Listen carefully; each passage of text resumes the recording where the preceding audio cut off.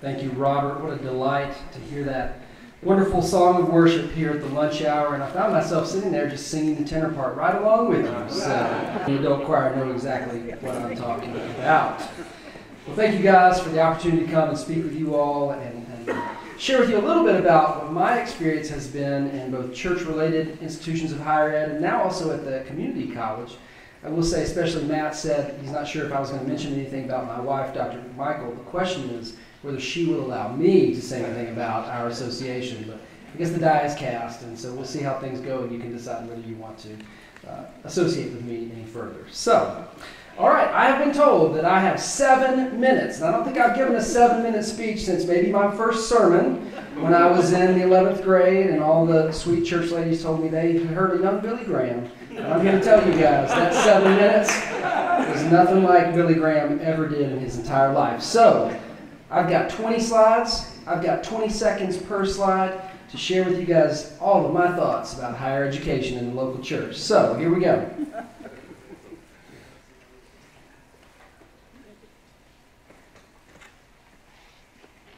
Okay, so this is a story that I'm going to tell that mostly is a story about my own calling and sense of vocation.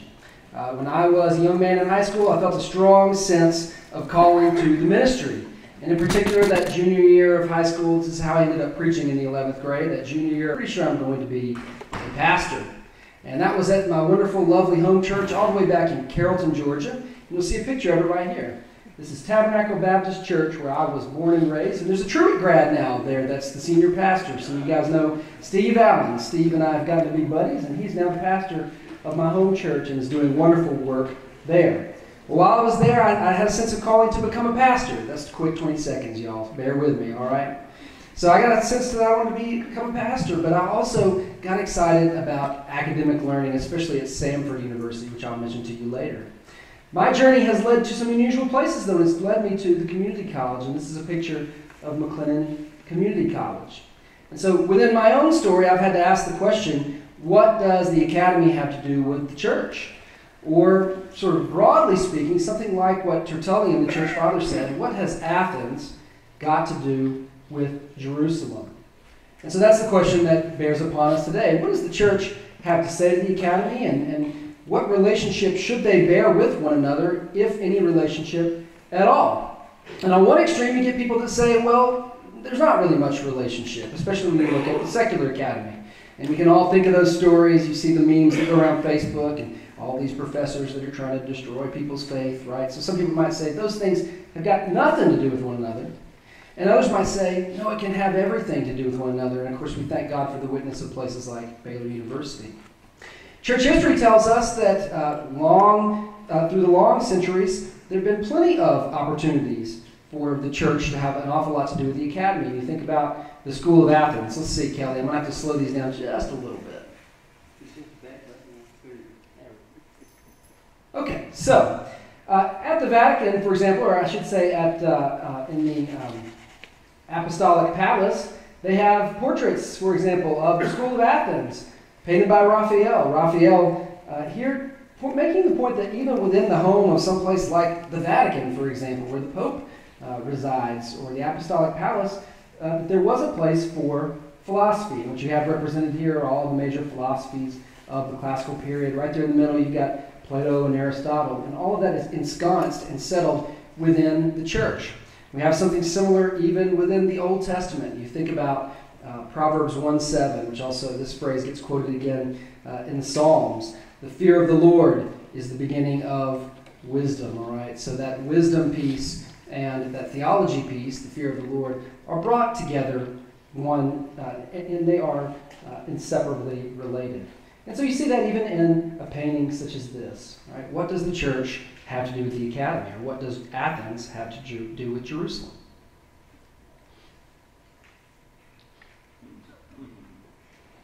Now, there are several questions that are related. We might ask about the conflicted modern academy. How many of you guys have heard about the lazy river at LSU?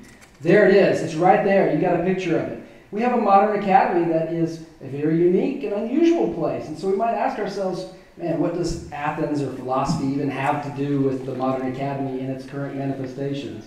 I mean, what does Jerusalem, then, we might ask, have to do? I see I've got my 20 seconds going here. What does Jerusalem have to do with Baton Rouge? And I'm pretty sure Matt Homeyer said that. And I'm assuming, based on his appearance, that I didn't know your exact birthday, but 1968, based on the hairline. Well, I don't have answers to all of those questions today. We're not going to settle the question of what Athens has to do with Jerusalem, or what Athens has got to do with Baton Rouge. We can't sort of settle all those questions, all right? That's huge, big, abstract kinds of questions. What I can lead us towards, and I hope we can have some good conversation about, is two beacons of hope. And the two types of institutions that I have served and have found great joy in ministry in those places are church-related higher educational institutions, Christian higher ed, and now community colleges. So I started my career in places of Christian higher ed that was a part of the United Methodist Church. And I'll just say that I think both of those places are beacons of great light and hope for us all. All right, we have these institutions of higher ed that have wonderful gifts that they bring to the church, but also some significant challenges that they face, especially in terms of how they might relate to local churches. And surprisingly for me personally, and I think when I look at these institutions, it's been a huge surprise to me to think a little bit about the ways in which a community college environment might actually be a locus for significant ministry to take place, especially when you think about the uniqueness of their mission. They're there to be completely open, right? Anyone can get in, and they're there to be accessible to the people who do get into that environment. So what I'd like to do is just share very briefly with you all what I think are the wonderful gifts of Christian higher ed and community colleges, and then some of the unique challenges that they do face. And we'll let some good folks at Baylor talk about this wonderful place, but I'll just share quickly, going back to my story. I was an undergrad at Samford University. And what was wonderful about that place for me was that it is a place of faith where we were unafraid to think critically and very carefully and dig deeply into what the modern academy might be able to teach us. That was not always a comfortable thing for me as a student. All right? Sometimes that meant I had to change my way of thinking, and sometimes, especially as a Christian, I had to think a little bit differently in order for my faith genuinely to seek understanding. But in its best manifestations, church-related higher ed has this opportunity to take that fear of the Lord and have it truly then lead to wisdom. And that's a wonderful blessing that Christian higher ed institutions can do incredibly well when they get it done right. Of course, the challenge is going to be that you have to ask some questions about how we define the terms. Whose faith and whose understanding? And I've got a picture up here of a gentleman by the name of Charles Briggs. I see some Old Testament professors in the audience and some people who will know more about this than I will. But Charles Briggs, of course, was very famous because he was tried. I'm going to just keep going back, you guys. Just hang with me. If I go a little over 7 minutes, don't give me the hook, all right, Tim? So, you got Charles Briggs, and here's Charles Briggs in the late 19th century who was tried for heresy in the Presbyterian tradition because the kind of faith that he was bringing and the kind of intellectual thoughts that he had about critical biblical scholarship were not deemed useful to those who were elders in the Presbyterian tradition. And this is a challenge with which we'll all be familiar even today. How do we manage the teaching, for example, of a religion class at an institution of Christian higher ed? And then how we career shift is that community colleges are also beacons of hope in our world. How and why? Well, they are especially beacons of hope just because they are absolutely open. All right, if anyone can get in. Now that creates all kinds of fun challenges for a dean of arts and sciences at a local community college. But it is a wonderful gift. And I have found it to be a great place even for ministry. Because you're talking about people who have no way to move forward in their higher education unless they had these paths. They are paths that are tremendously cost-effective. I'm not trying to give you guys a sales job here, but I think it's worth noting, right? It's tremendously cost-effective. And one of the things that we try to do in the community college environment is make sure that we are meeting students exactly right where they are. And that means we have students with a lot of high need. And what I will say most often is that we have students who are underprepared. So that is a nice way for me to make sure that I'm saying that those students, many of them have great intellectual gifts, but just didn't grow up in an independent school district that brought them a lot of gifts. And so it is a place of great ministry, open and accessible. Now, what are the challenges? You'll see here I've got the great state of Texas, my now adopted state. I've been here 2 years. I've learned that you don't mess with this state. I tried to mess with it when I moved here, and it just really didn't work. People said, stop messing with it. Yeah, you got it.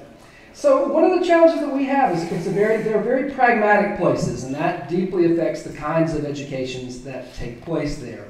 So one of the questions that I'm always getting pressed on, I came to the community college world out of a liberal arts environment, and what you're constantly being asked is, what kind of jobs will people get? That's a wonderful, important question to ask, and I think the liberal arts environment maybe ought to ask that question more often. If someone majors in religion, I'll pick on religion since she's shaking her head like, don't pick on religion.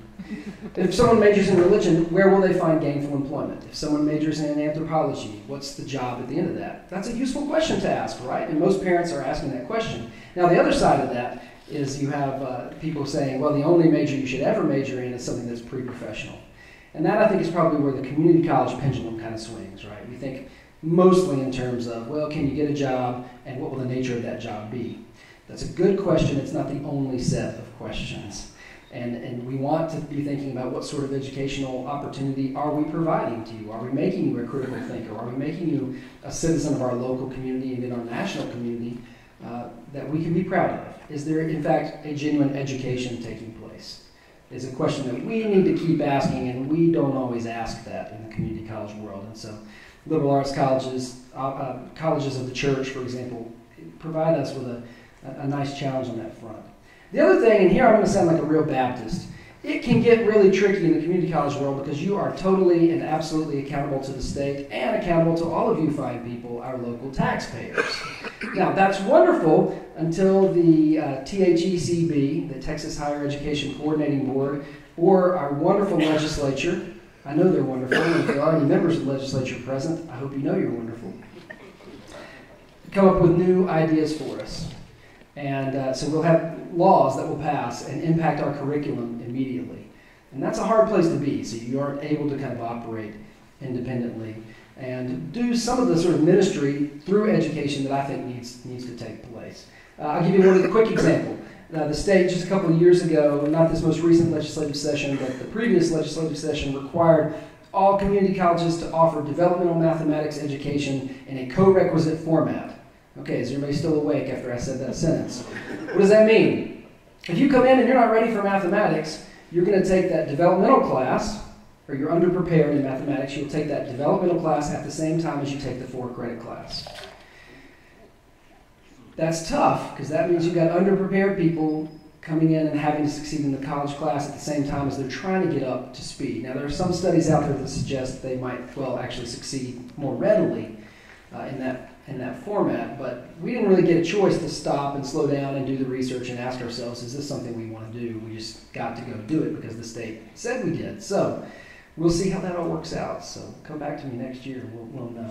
So the community college environment does have plenty of challenges. So to the point then, what can and should local churches do when it comes to supporting institutions of Christian higher ed? And what can you guys do when it comes to supporting your local community colleges? I have just 3 quick ideas that I'll run up there very quickly. The first is students. Students are the primary source of revenue for both of the types of institutions that I just described to you.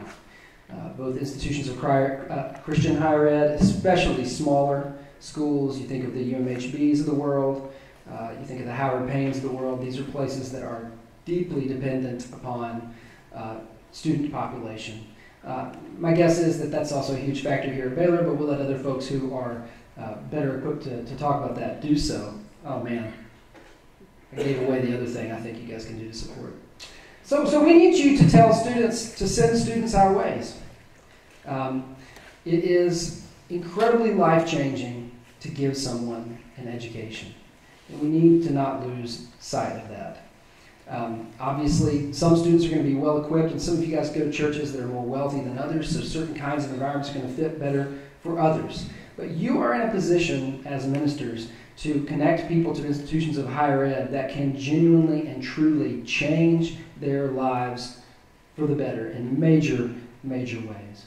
So sending students our way, that's maybe the most important thing. And I'll say, especially if I can put in a pitch here for the community college world, students who do not have the capacity or the resources to go to private schools, it is an incredibly cost-effective way not only to get your associate's degree, but also to get your bachelor's degree. Some of you guys may have heard of the University Center at MCC.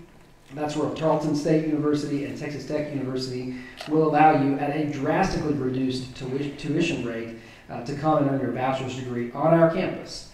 And so that's an opportunity that we're trying to tell more people about. But it is life-changing. And it may sound cliche in an academic environment to say this, but if you as ministers can help people get their education, you can and will change their lives. The other thing here is resources, right? Everybody knows, I'm sure you guys have church budgets that are just, you guys are just trying to figure out where in the world you could possibly put all the money. So we're not talking about here about a major donation pitch. This is associated really deeply with the students' issue, although I will say there are a couple of ways in which I think local churches can be a positive part of that resources question. One is that when we have taxpayer sort of issues, that you understand that your taxes, and especially bond elections, do go to useful things that are, again, having major impacts on actual human beings' lives. So when you see your tax rate, which we kept level this year, by the way, MCC did, and when you see that tax rate come across, that you associate it with the good work that's happening at community colleges. Or when you think about Christian higher ed, there are a lot of churches that have scholarships set for students that they then provide to them. These are things that really can help people to get their mind around the cost that they may be assuming in order to continue on in higher ed. So those are just a few thoughts on how the resources question can be incredibly important. And then last but not least, I'll just say I think that cultural support is incredibly important, that you all are out there telling that story. We know that 2 Timothy 2:15 tells us that we should study to show ourselves approved unto God. Well, they're talking, of course, about studying the Old Testament, studying Torah, but they're, I think, talking also about other potential means of study. And I think it's important for us to keep telling that story to those of us, to those folks that serve, that we serve in our churches, that we make sure that we're telling them that education is tremendously important and that it's a part of what you are about in the ministry. So, students, resources, cultural support. Higher ed is, however we answer those questions about what has Athens got to do with Jerusalem, or what has Athens got to do with Baton Rouge, or any of those kinds of questions, higher ed is at a major crossroads. I read a story just the other day in the Atlantic that something like 25% of colleges in the next 20 years will go under. That's mostly small liberal arts places. We're not really talking about the community colleges or the Baylor universities of the world. But there are places that are small and are at great risk. And local churches stand in a position to help those places, and you have a chance to make a major impact in the world. All right.